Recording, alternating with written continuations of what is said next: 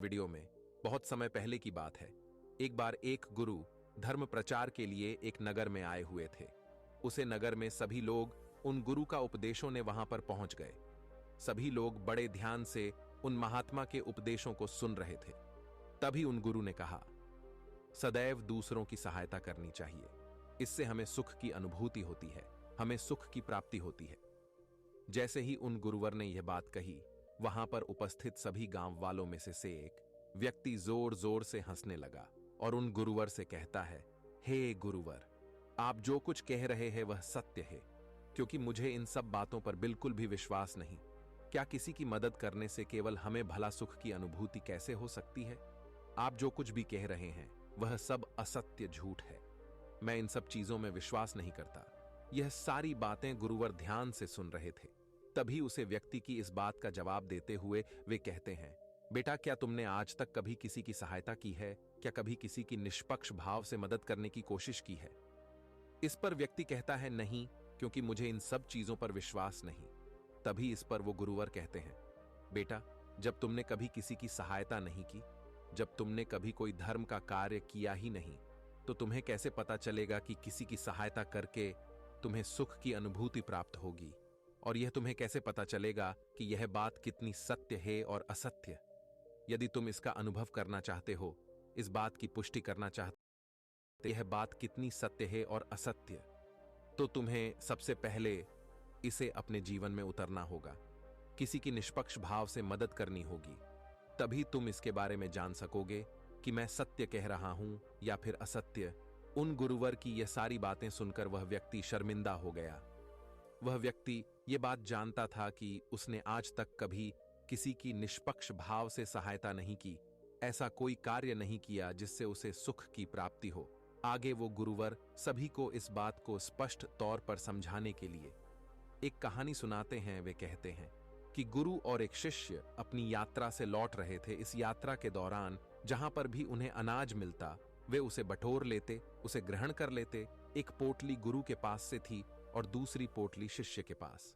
लगभग आधा मार्ग तय करने के बाद वह शिष्य अपने गुरुवर से कहता है, हे गुरुवर, बहुत जोर की भूख लगी है। यदि आप आज्ञा दें तो हम यहीं पर कुछ देर बैठकर विश्राम कर लेते हैं और भोजन भी कर लेंगे।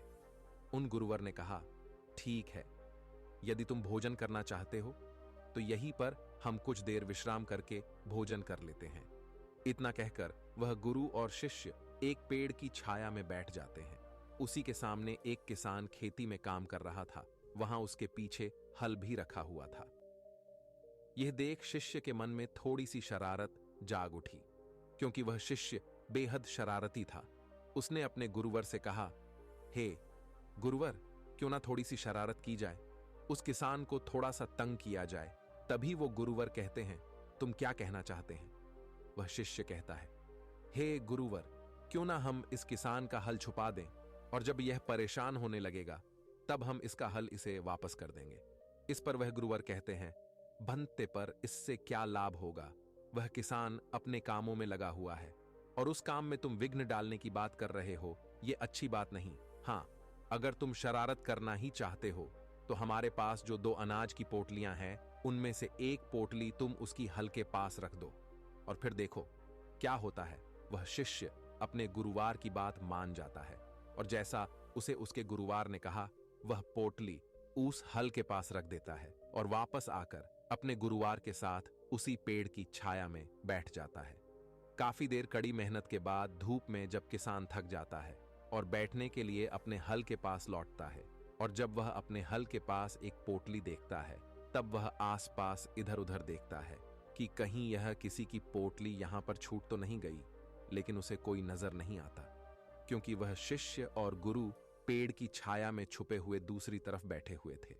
जब काफी देर इंतजार करने के बाद भी पोटली लेने कोई नहीं आता, तो वह किसान उस पोटली को खोलकर देखता है तो उसमें उसे अनाज मिलता है। और यह सब देखकर वह किसान अत्यधिक खुश हो जाता है और कहता है, हे ईश्वर, आज तूने मेरी सहायता की, इसके लिए कोटि कोटि धन्यवाद। आज मैं बड़ा उदास था। जब मैं घर से निकाला तो मेरे घर पर कुछ भी नहीं था। InVideo Studio is now 40% off. no watermark. मेरे घर पर खाने के लिए अनाज का एक दाना तक नहीं था, लेकिन आज तुमने मेरी मदद की। आज तुमने मुझे यह अनाज की पोटली देकर मेरी बहुत बड़ी सहायता की है। इसके द्वारा मेरा और मेरे पूरे परिवार का पेट भर जाएगा। इसके लिए आपका बहुत बहुत धन्यवाद। इतना कहकर वह किसान उस पोटली को लेकर वापस अपने घर की ओर चला जाता है। इतना कहकर वह गुरुवार उसे व्यक्ति से यह सवाल करते हैं कि अब बताओ, तुम्हें किस चीज से ज्यादा खुशी मिलती, उस किसान का हल चुराकर या फिर उस किसान को वह पोटली देकर?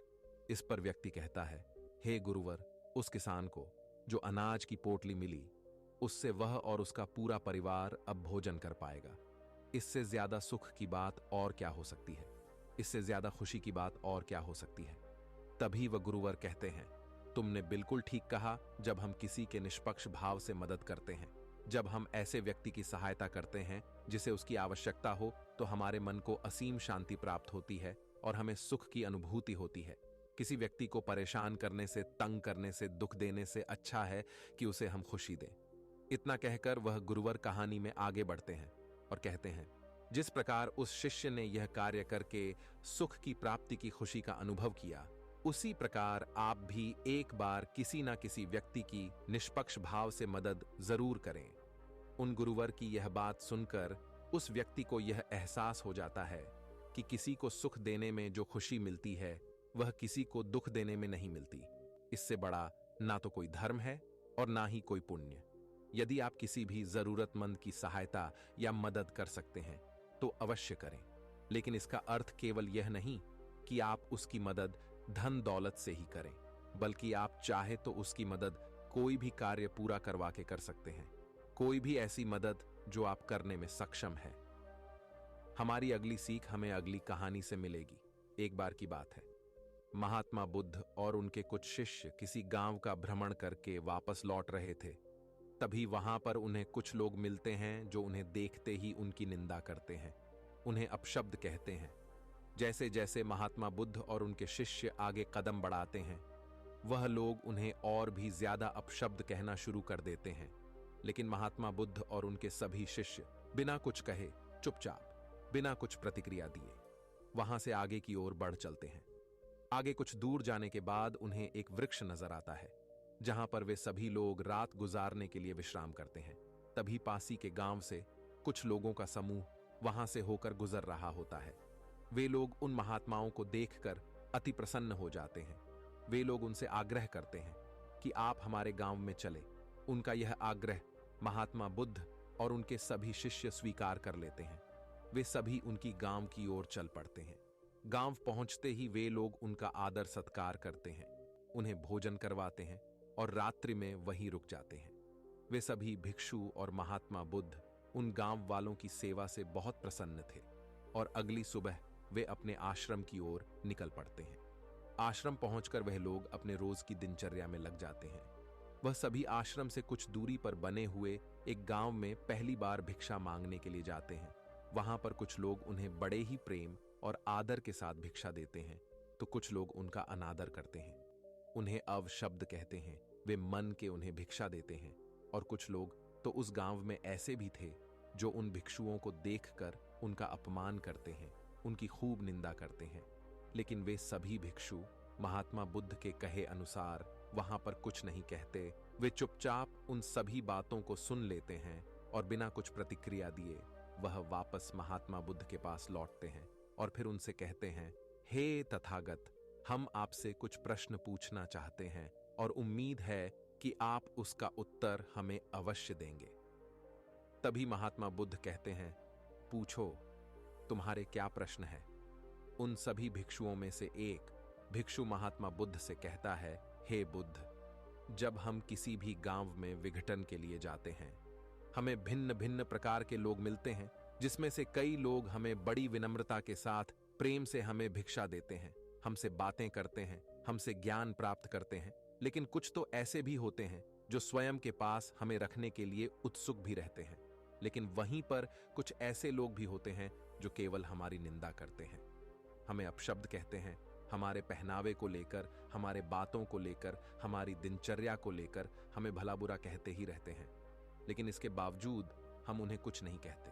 क्योंकि आपने जो हमें सिखाया है, आपने जो हमें मार्ग दिखाया है, उसके अनुसार हमें कभी भी किसी के अपशब्द पर कोई प्रतिक्रिया नहीं देनी चाहिए, बल्कि हमें उनके साथ मधुरता के साथ पेश आना चाहिए। हमें उनके साथ प्रेम से व्यवहार करना चाहिए। लेकिन जब हम ऐसा करते हैं तो उसके बावजूद भी वे लोग हमारे साथ बुरा व्यवहार करते हैं। ऐसा क्यों? लोग हमारे साथ मधुरता के साथ क्यों नहीं पेश आते? वे लोग हमारे साथ प्रेम व्यवहार क्यों नहीं करते, जबकि हम तो उनके साथ विनम्रता से ही बात करते हैं, उनका आदर करते हैं? फिर भी वे हमारे साथ ऐसा क्यों करते हैं? इसका क्या कारण है? महात्मा बुद्ध उस शिष्य की सारी बातें ध्यानपूर्वक सुन रहे थे और सभी शिष्यों का यही प्रश्न था। सभी लोग अपने इस प्रश्न का जवाब जानना चाहते थे। तभी महात्मा बुद्ध कहते हैं, मैं तुम सभी के प्रश्नों का जवाब अवश्य दूंगा, लेकिन उससे पहले तुम सभी एक स्थान पर बैठ जाओ। महात्मा बुद्ध और उनके सभी शिष्य एक स्थान पर बैठ जाते हैं। तभी महात्मा बुद्ध उन सभी से कहते हैं कि तुमने कहा कि हम जहां पर भी जाते हैं वहां पर हमें भिन्न भिन्न प्रकार के लोग मिलते हैं। उनका व्यवहार अलग होता है और इसका कोई बड़ा कारण नहीं है, बल्कि यह तो हर मनुष्य की सोच है और वही उन्हें अलग बनाती है। जिस प्रकार की समाज में वह पले होते हैं, जैसी उनकी सोच होती है, वैसा ही वह व्यवहार करते हैं। और इसमें कोई भी संदेह नहीं है कि कोई भी व्यक्ति स्वयं की सोच और विचार के अनुसार ही अपना जीवन देखता है, समझता है और बनाता है। फिर वह चाहे अच्छी सोच हो या फिर बुरी, वही उसका व्यवहार बन जाता है, वही उसका जीवन बन जाता है। और वह केवल हमारे साथ नहीं, बल्कि सभी के साथ उसी प्रकार का व्यवहार करते हैं। लेकिन इन सब में जो सबसे महत्वपूर्ण बात है वह यह है कि हमें धर्म पर चलना है। अर्थात यदि कोई हमारे साथ बुरा व्यवहार भी करता है तो हमें उसके साथ विनम्र रहना चाहिए, उसके साथ हमें प्रेम पूर्ण रहना चाहिए। और इसके लिए जो भी उपदेश मुझे तुम्हें देने चाहिए थे, जो भी सीख मुझे तुम्हें देनी चाहिए थी, वह सब मैं तुम्हें पहले ही बता चुका हूं। हमें दूसरों को प्रेम देना चाहिए, लेकिन एक बात और याद रखना कि जिस प्रकार का प्रेम, जिस प्रकार का व्यवहार हम दूसरों के प्रति अपने मन में रखते हैं, दूसरों को देते हैं, उस प्रकार का व्यवहार, उस प्रकार का प्रेम हमें मिले, यह जरूरी नहीं। और ना ही हमें इसकी उम्मीद रखनी चाहिए।